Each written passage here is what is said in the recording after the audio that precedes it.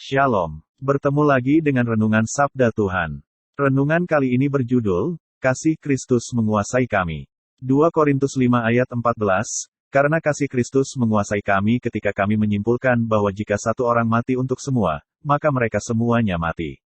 Sebelum melanjutkan saya berdoa, bagi yang sakit apa saja, dalam nama Tuhan Yesus sembuh. Bagi yang miskin diberkati berlimpah-limpah, dan yang sedih diberi kebahagiaan.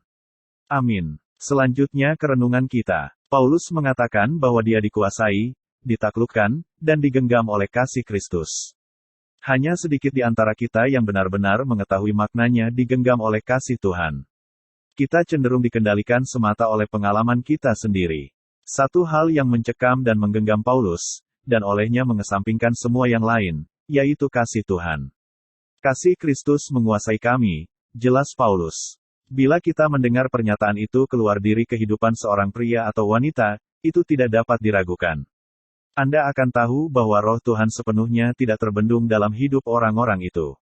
Bila kita dilahirkan kembali oleh roh Tuhan, kesaksian kita semata-mata dilandasi apa yang Tuhan telah lakukan bagi kita, dan memang benarlah demikian. Akan tetapi, itu akan berubah dan ditiadakan selamanya apabila Anda menerima kuasa kalau Roh Kudus turun ke atas kamu. Kisah Para Rasul pasal 1 ayat 8. Baru saat itu Anda akan mulai menyadari makna ucapan Yesus ketika melanjutkan berkata, kamu akan menjadi saksiku.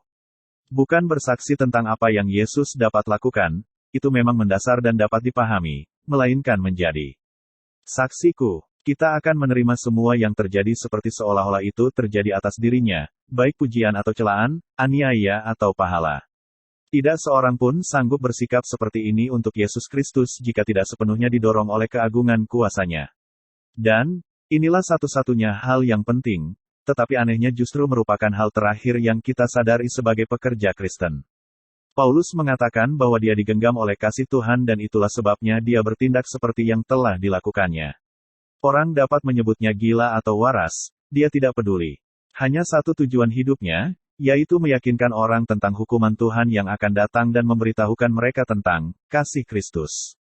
Penyerahan sepenuhnya kepada kasih Kristus adalah satu-satunya hal yang akan menghasilkan buah dalam hidup Anda. Dan, itu akan selalu memperlihatkan tanda kesucian Tuhan dan kuasanya, tanpa pernah menarik perhatian orang terhadap kesucian pribadi Anda. Sampai ketemu lagi, Tuhan Yesus memberkati.